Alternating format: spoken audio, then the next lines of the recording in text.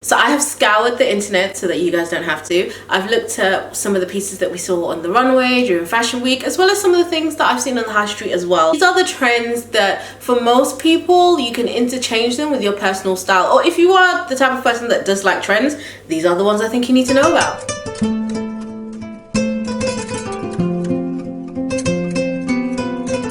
First up, we have the color red. Now, if you've been watching me for a long period of time, you know that my three favorite colors are what? Let's say it together. Orange, yellow. I need to turn that off, but it's my the spray thing that makes your house smell nice. But anyway, orange, yellow, red. And I'm so happy because red is a constant in my wardrobe, so this is perfect for me. Now, we saw a lot of designers having red pieces on the runway. We've also seen a lot of red on the high street. ASOS has some amazing red dress. I think another reason why this color is definitely at the forefront of people's mind is the not resurgence, because Salvador Ferragamo is a very well-known brand, but I would say it's definitely becoming more mainstream, and more people that didn't have it on the tip of their tongues, they're definitely talking about it right now. And red is one of Ferragamo's statement colors. I mean, when you buy something from Ferragamo, the box is red, the bag is red. There's this gorgeous red Ferragamo bag. Well, there are a lot of red Ferragamo bags, and I believe Ferragamo does not name their bags, but this is the specific one I'm speaking about. Stunning, absolutely stunning. I saw it online, and then I've actually seen it in person in the Ferragamo store in Westfield, London, and it is just as beautiful in real life as it is online. And if you're someone who doesn't really like a pop of color, or I know there are a few people who find red really intimidating, adding it into your wardrobe through accessories, through maybe bags, shoes, or even like a bold red lip. Actually, the red lip might be too much for some people, but even like maybe some red accessories, it's a nice way that you can inject not just red but any other type of color into your wardrobe. Next up, we have denim. Denim. I think it's not rocket science that denim is definitely in for this spring summer 2023. We have seen it all down the runways, and also not just the classic denim such as like denim jeans or denim skirts. We are seeing denim in different types of styles. Like, you have these denim corsets, you also have this sort of the denim jean being used as like a top in a sort of corset type of style. So denim is definitely everywhere, and denim is sort of universal. Denim is always in. A brand that is very well known for their denim pieces is Diesel, and Diesel are definitely having a resurgence right now. The Diesel 1DR bag has just taken off. I never even knew about the bag, but I have seen that bag on so many people. I've seen it in so many different colors. I really like the white version with the silver, even though I'm not a silver girl. If this is the first video of mine that you're watching, hi, my name is Belle Michelle, and this video is a part of my spring summer fashion edit week of 2023. So it's a week here over on my channel where I upload every single day everything to do with spring and summer fashion, helping you get ready for this new season. Flowing nicely from denim is actually denim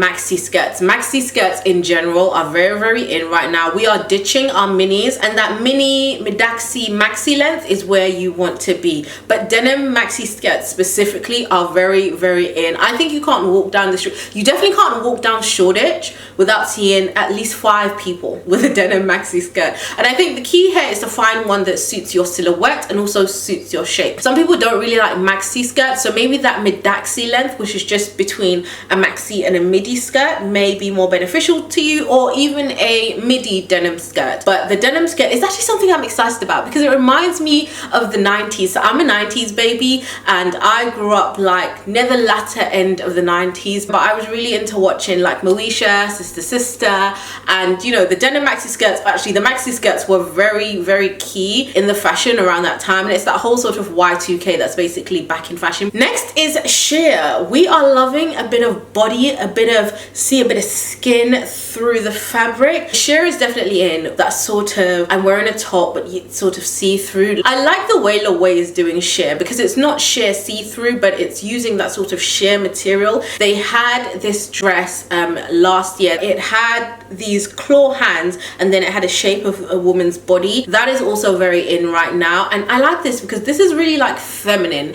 It's very feminine. It's very sort of shapes the female body and accentuates it. So I'm here for this. this. I am here for this. Now, this next trend, how do I explain it? It is classic core, recession core, quiet luxury. Oh my God, if I never hear the word quiet luxury ever again in my life, I'll be so happy. And a lot of people have mentioned this already. The quiet luxury conversation was already being had, but definitely the sort of popularization of Sophia Richie and her wedding was stunning. That wedding was really nice, but the sort of like fixation that everyone has had around her and her wedding has definitely propelled this whole quiet luxury topic to the forefront. Like, I think a few weeks ago you could not open an app, Instagram, Twitter, TikTok, YouTube without someone speaking about quiet luxury, and it definitely sort of feeds into this trend. Before that whole craziness happened, after that whole craziness happened, we went through a period of sort of dopamine dressing, that's what it was called, where we wanted all the sequins, we wanted all the bright colors, we just wanted all the shouty material because we had been denied it for so long. We'd been wearing loungewear for so long, everyone had been running around in joggers, so once we were let out, everyone just wanted to, all the clothes that you had bought and you hadn't had a chance to wear, everyone wanted to wear that. And now it's sort of like simmering down to a very minimalistic sort of dressing, and then topping that up with the whole sort of cozy lives, where people are definitely looking for items that are going to last them longer and items that they can mix and match. So that sort of capsule wardrobe is very in right now. That's not really my personal style. I mean, if you guys have been following me, you know I love color. I like unique pieces. Because I have a day job, I do have some capsule wardrobe, some interchangeable pieces, but on a normal day, let's bring it out, let's be vibrant. But I do understand the need for this in this current climate. So it's that crisp white shirt, stripes, that sort of tailored coat, white Air Forces with maybe a suit, Laura Piano loafers for that quiet luxury. Oh,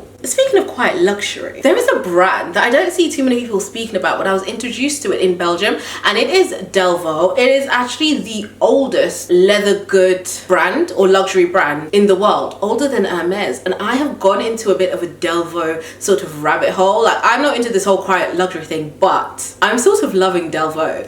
So yeah, look into Delvaux as well if you are into this whole quiet luxury thing and you want a brand that maybe not too people know about, but it's sort of like, if you know, you know sort of situation. Brunello Cucinelli, the Row. Oh my God, I feel like people who like the Row, it's like a little cult. Oh my God, you wear the Row. Oh my God, you're so sophisticated. Oh my God, you're so chic. And it's, I just think it's really overpriced basics, but that's just me. But like I said, it goes into this whole classic core, recession core, quiet luxury conversation. And yeah, I do want to try it more, have somewhat of a capsule wardrobe, because I do now understand the need to have those key items, not just in my work wardrobe, but also in my normal everyday wardrobe. But I'm all here for dopamine dressing on a normal day, okay? Life is already hard as it is. It's a cozy lives. Let's wear some color and make ourselves feel a bit better. Next up, I have a trend that I like to call Devine feminine energy, and it is ruffles, it's dresses, it's these tassels that are really in right now, ballet flats, ribbons, think Magda Butrym with the flower and just everything floral. There is a dress from Loewe, I believe it comes in two different colors. It comes in a black and a white and also a pink and a white. It is very short, very short. I don't think that dress is for people that have big bums, because your bottom bum cheeks will definitely be on show, but it's very cute in this really sort of dolly style. That sort of dress, and also the popularity of the Chanel ballet flats right now, just dressing very feminine, frills, ribbons, just very feminine, I think is really in right now, and I like it. I'm here for it. I love dresses, so I'm a dresses and skirts type of girl, so this is right up my alley. And I also love the whole sort of, I call it Maria Mamacita vibes. It's like the ruffles that are across the dresses and things like that. And I think for spring and summer, it just looks so good on a variety of women. Speaking about Loewe, I'm actually going to give Loewe a shout out, because I feel like Loewe is a trend. And the trend that Loewe has started is that sort of use of florals in clothing. Now, are they the first to do it? Probably not, but I think they definitely are the ones championing it right now. You have the anthurium flower, which sort of looks like a water lily to me. What do you think? But that flower that is used in Loewe, they have some tops that are literally the Ethereum, or they use the print in another way, like in some of their mesh dresses, and I just really like the way that they've used it. They also have it in this shoe style that is so pretty. If you can't afford them, there are some really lovely dupes on the high street. Cult Gaia actually had not something exactly similar, but they had like flowers on their heels. Loewe is having a moment.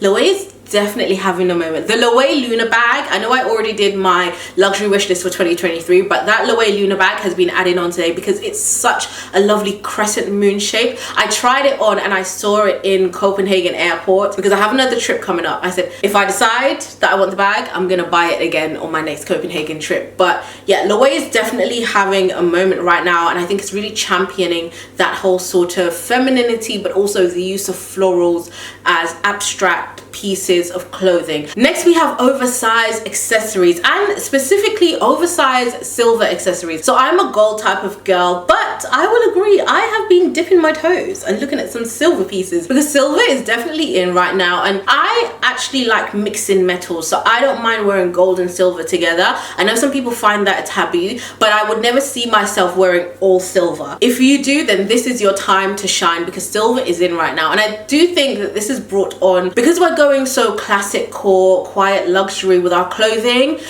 You know, we always want to stand out a tad bit. It's human nature. I think that's why in our accessories we want to go a bit bigger. So you have those Bottega earrings that I think everyone and their mum wanted, and they're currently sold out right now, but there were like these big sort of teardrop earrings. You also have these huge hobo bags that are really in right now. I wouldn't say like the tiny bags or the micro bags are out yet, because I definitely see still people using them, and I think they have a place. I feel like they've solidified their place in our wardrobes. One, because we've probably spent a lot of money on them, and people literally have collections of micro bags now. People want more practicality, going back into that classic core. I want to be able to fit my laptop or at least a decent amount of items in my bag, and not to have this little micro bag and it literally fits nothing and I have to hold my phone. And then lastly we have bold shoulders. Now this is mainly from the YSL fashion show that happened recently in Paris.